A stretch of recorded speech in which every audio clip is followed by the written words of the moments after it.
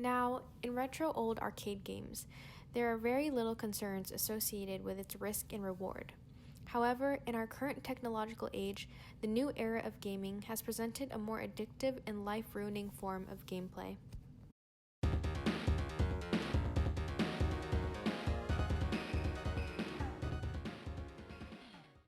Loot boxes.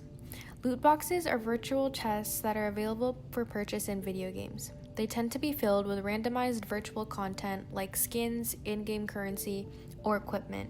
You can find loot boxes in virtually any game. This is a loot box from Overwatch, this is one from Clash Royale, and here's one from Call of Duty. But still, as I mentioned earlier, these seemingly harmless box of prizes have created a new generation of addicts. Loot box addiction is like gambling addiction. The subreddit Problem Gambling has hundreds and thousands of posts from Reddit users affected by problem gambling, or gambling that becomes so excessive and obtrusive it impacts your personal, professional, and financial life. Keep in mind that purchasing loot boxes is a form of a microtransaction, or making a micro purchase in exchange for a virtual good. But how exactly are purchasing loot boxes a form of gambling?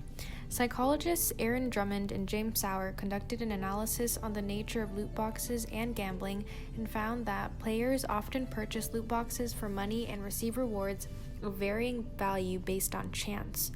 So in other words, players will continue to purchase loot boxes because there may be a chance that they will receive a highly valued item. Drummond and Sauer then go on to explain that this kind of reward structure is termed a variable ratio reinforcement schedule and underpins many forms of gambling.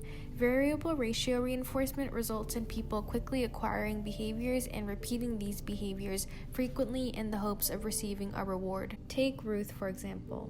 Ruth is a recovering gacha addict that lives in London. In her words, she says, "It was becoming furtive. It's really easy in these games to lose track of what you've spent. There were times that I felt completely out of control. I'd be in the compulsive spiral, where I'd tell myself that if I just keep pushing, I'll get what I want. The first time I told my husband about it, I'd run up a sizable credit card bill."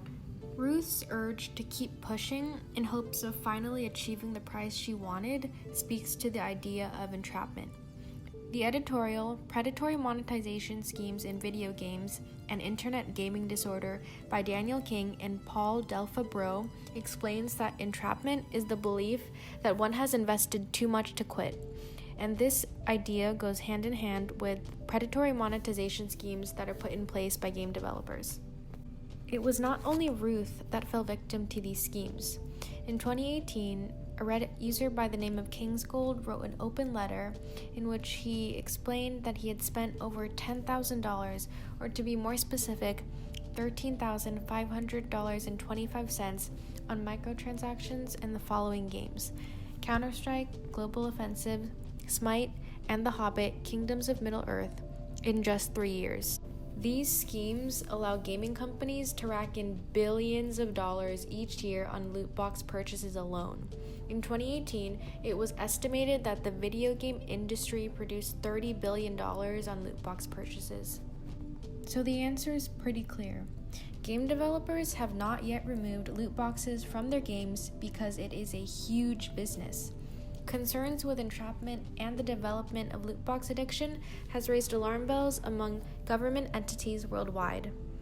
In 2012, Japan became the first country to ban complete gacha or another variation of loot boxes. As of April 2018, Belgium has banned loot boxes completely. And recently in 2019, US Senator Josh Hawley proposed a bill to ban loot boxes as well. So the main issue is this. Loot boxes and other forms of microtransactions can be addicting and extremely harmful to both adults and children. A study by David Zendel and Rachel Meyer concluded that youth and adolescents are especially susceptible to develop issues with problem gambling due to the prevalence of video gaming generally occurring quite early in their lives. To regulators, the youth must be protected as well as the vulnerable or people with pre-existing disorders that make them more susceptible. Yes, as human beings, we are always given free will and choice, but the lack of warnings and regulations present on video games certainly questions the ethics and motivations of the video game industry. Here's what you can do.